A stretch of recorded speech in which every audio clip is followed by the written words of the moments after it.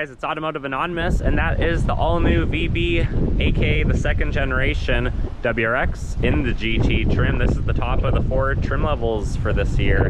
Generously borrowed by Twin Falls Subaru in Southern Idaho. I'll link it below. Check them out. They're great people to work with, and they are always a little bit under MSRP. So what we're going to do today is we're going to do a walk-around review. We're going to go through the ins and the outs of the car, the engine bay to the trunk. We're going to do some initial driving impressions, a 0 to 60, and then some final thoughts on this cladded out World Rally Blue WRX. It does look really good despite having Honda Civic taillights from the last generation. It's a really good looking vehicle. The GT trim starts at about $43,000, but this one has a lot of the options that are available on it. They sell about 21,000 to 34,000 WRXs a year. It has 271 horse, and it's rated at 19 city, 25 mpg on the highway, so it can go about 400 miles on a full tank highway cruising. But with how much fun you can have with this car, it might be kind of hard to attain those numbers. They weigh about 3,500 pounds. They're 15.3 feet long, 6 feet wide, and under 5 feet tall. Well, let's get right into it, guys. It has a 245/40/18 Dunlop tire. Oh, sorry, this isn't the Dunlop. This is the Sport Max GT. I'm so used to the premium. So it's a slightly different tire than the premium. It does have functional cladding arrow right there. And even when it's dirty, because it's been raining a lot here in Southern Idaho, it looks so good. The hood scoop is wider than the past generation. The LED headlights are better, and the LED fog lights. Let's get right into it, out of the wind, and see what it has to offer. Door panels look really good. Alcantara on the door cards. Nice big handle. Red stitching follows the theme throughout the vehicle. WRX illuminated on the door still plate. Harman Kardon speakers are one of the upgrades on this one. Big bottle holder and some snacks, maybe 3 Pop-Tarts wide and 1.5 long. Aluminum pedals. You have the fuse box, the hood release, aluminum pedals. It looks like there's 3 pedals. Unfortunately, only 2. One's the dead pedal because that's the CVT automatic. Traction control, trunk release, all the fun things. Red stitching again follows throughout on these Recaro powered seats. They are very comfortable, very cool.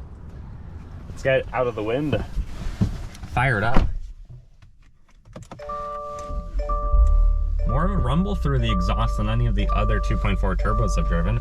Flat bottom steering wheel. The horn sounds good. And it's similar to the steering wheel of the Outbacks for the same year. Paddle shifters on the back. Does have a boost gauge in the middle, which is pretty cool. We can toggle through our other settings. Does have navigation, which is a nice feature. I think most of us are going to keep it on the boost gauge though, because that's pretty cool. 11.6-inch touchscreen from the same year, so it has the less preferred to the new 23 touchscreen options where it has to pull up the second menu, but that's not too bad. On the steering wheel, we also have the star and then just mode select. Mode select just puts us through each of those. It also pulls up the options similar to the start button would. Sport Plus, I'm going to click it. Let's see what happens. I guess we're idling, so RPM's not going to change. If we were under load, though, it would increase about 400 to comfort. You can see the other extreme. You could also set your own with individual. Pretty cool. 12-volt aux, some USBs at 2.1 amp speed. Nice good size cubby. Piano black, looks really good. We got a dead button right there. What's it gonna be, Subaru? What are you gonna give us someday? Or on a different spec model. Electronic parking brake works well. Cup holders. Got a pen holder. And then pretty average size center console for a sedan of this generation. We have a lot of safety features on this vehicle. We have blind spot monitoring. We have the turn signals, heads-up display, home link, dimming mirrors, LED lights are really nice. All the options for the sunroof. So let's sit behind ourselves and see how comfortable it is.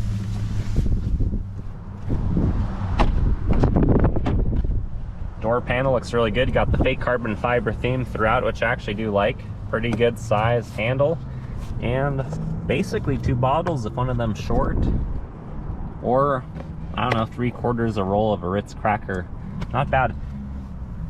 Nice suede seats, red stitching throughout. It's very nice. You can drop the seats easily. You have the all-weather mat package back here, sitting behind herself at 5'11". It's really comfortable. My spiky hair is rubbing the ceiling just a little bit, but if I were to slouch, have some worse posture, or have my hair differently that day, it wouldn't be too bad. I can be a backseat driver. I can tell them what I want, what I expect, while being chauffeured around, while fitting my phone, you know, maybe an iPad mini, you know, a couple more snacks, a piece of toast, whatever you want to put back there, and then some more 2.1 amps. If you don't have a 5th passenger, you're going to be pretty happy, because then you get extra armrest, very comfortable, very Subaru-like, and a cup holder. Let's go to the trunk. This model has the proximity key, which is a nice feature. We're just going to pop the trunk this way though. There we go. 12.5 cubic feet is what this bad boy offers. Has the basic WRX mats, because this has the option mat package. All weather. We have the cargo bag in there, and then we'll bring this up and show you what the Fix-A-Flat kit looks like. It's right down there, and then you do have some tools if you look further along, the eye bolt hole, all those fun things. You could hide some stuff down there if you want, but it's not as spacious as some other models. 5.4 inches of ground clearance, dual exhaust. It looks really good. For being Honda Civic taillights and having 3 inches of cladding stick out, it looks surprisingly good. It's starting to grow on me. When the car is unlocked, that's unlocked. Door panel looks really good. Leather stitching, Alcantara throughout. Very nice materials, very soft touch. I've really enjoyed that on my Outbacks. There's the map pocket for another backseat backpack driver. Yeah, not too bad.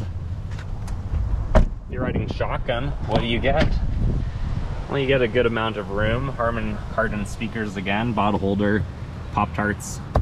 Even if you have like a triple glove on, you probably still have enough width that you could fit that right there.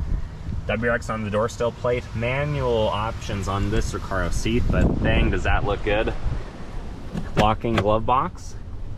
No 12-volt outlet that I see, but it's still big enough to hold the basic essentials.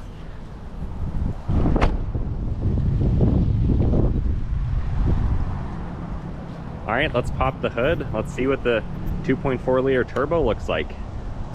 A very familiar sight if you've seen any of my other Subaru videos. Through the hood scoop, we have the ducting to cool down the intercooler. We have the Shorty top mount oil filter. Thank you, Subaru, that's a great design. 0W20 full synthetic coolant reservoir, windshield washer reservoir, brake fluid reservoir, dipstick, alternator right on top, protecting you from the serpentine belt by having this plastic cover so you don't lose a couple fingers as you're playing around with your 2.4 turbo. Air intake goes through here, the ducting, the air filter through all the magical connections and the ducting to make it go through the Spinny Boy turbo to end up going through the intercooler into the throttle body to the upper intake manifolds. You can see the split right there, that line dividing the two halves of the horizontally opposed boxer. This sits a little bit higher up in the engine bay because the WRX is under 5 feet tall. Everything looks a little bit tight, but not too bad to work on if you ever had to. Looks pretty good overall. All right, let's drop the hood and let's take it for a drive. And we're gonna teleport inside and give you some initial driving impressions. Initial driving impressions of the WRX GT is that it is a fun car. You can definitely hear the engine. It's a lot more throaty in this setup with the different exhaust that this one has compared to the Ascents, the Outbacks I've driven. Visibility is great because it's a WRX. I do think one of the trade-offs though is having all this glass in the car, which is phenomenal for what it lets you see out of, but also gets hit by a lot of wind noise. So the road noise isn't necessarily bad in this vehicle, other than when you run over rocks on these performance unlooped tires, you can hear it, you can feel it. You can feel that there's some commotion going on underneath the cab.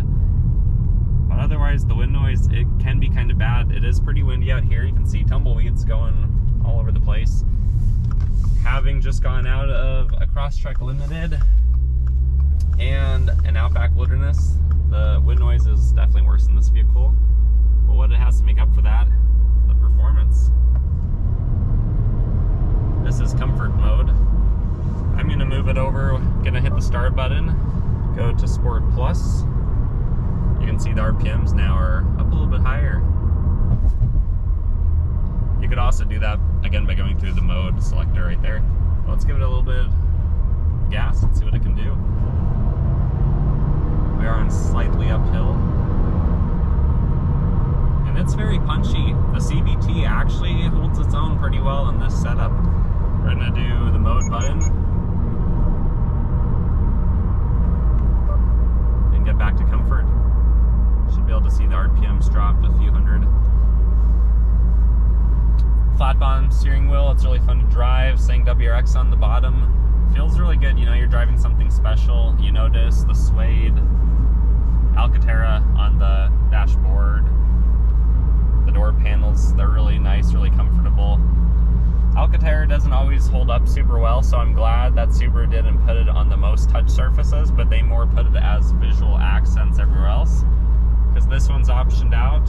It has the navigation. It has a really nice view through the sunroof. It has a lot of the safety features, the heads-up display, the blind spot monitoring. You can see the turn signals for other drivers on the left of those. It's just a really comfortable place to be. It's well thought out, well designed, everything's where you want it to be. And because it's a Subaru, your backseat passengers are safe, whether that's a few kids, whether that's a few pets, whatever you have back there. It could be great grandma holding a bowl of chili, we don't even know. That's for you to decide who you're gonna have ride in the backseat of your WRX. It feels really special, it's firm, it's planted, but it is forgiving, similar to the Premium that I drove. Everything's right where you want it to be. But let's get to the 0 to 60, let's see how it does. 0 to 60, we are in Sport Plus mode. Traction controls turned off. We'll do a rev launch, and then I'll post a GPS graph after with the true 0 to 60, and then without the foot of rollout, the way it's rated from the magazine. Let's see what it can do.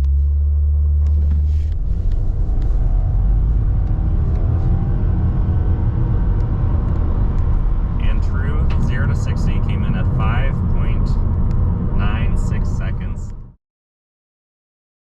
Not bad, it definitely feels a lot quicker than the Outbacks I'm used to. The 2.4 turbo really does well in this engine. Well, let's get to our final thoughts. We're gonna throw it back into comfort mode and enjoy the rest of our drive back. Final thoughts of the WRX is, I think it's every high school boy's dream, whether you want to admit it or not. I always liked the muscle cars, the V8s, the LS1s, things like that at the time. But also there was always some place in your heart for a WRX. Being the WRX GT, I feel like this is the grown-up version of the WRX if you don't want a manual anymore or you can't drive one anymore. You know, if you had one of the bug eyes 20 years ago, this might be the one for you now that you have some change in your pocket and you want the more mature, well done, dressed up ride. It is a very nice vehicle. It has a lot of great features, as you've seen, for safety, for creature comforts. It's priced similarly to a very loaded Outback. The road noise is quite a bit worse between the glass and the windows. Being the rally car, you can feel what's going on, which is necessary in that domain. But for daily driving, 99% on public streets, like most people are probably gonna do even with this car, you gotta test drive one before you buy it, is what I'll say. It's not as comfortable as my Outback. For having a half-second faster 0 to 60, I don't think that's worth the 4-inch loss in ground clearance that my Wilderness has. But if you have the money, if you have the time to enjoy something like this where it belongs on a dirt road, go for it. It's an awesome offering. I'm really glad that Subaru still offers the rally car type of vehicle. When the Evo's bowed out, the GR Corolla is finally coming to America. It's taken long enough for a GR product that's turbocharged and all-wheel drive. But if you guys like this one, remember it's for sale, Twin Falls Subaru, Southern Idaho. I'll link it below. Otherwise, let me know in the comments what you think of it. If you were to get the new FB 2nd generation WRX, which one would you pick? Would you pick the GT, Limited, Premium, or Base? They all have their distinct offerings and what they compete against in the market, but it's a good one. If you like my video, please like, comment, and subscribe for more, guys. There's always good stuff coming. Take care until next time.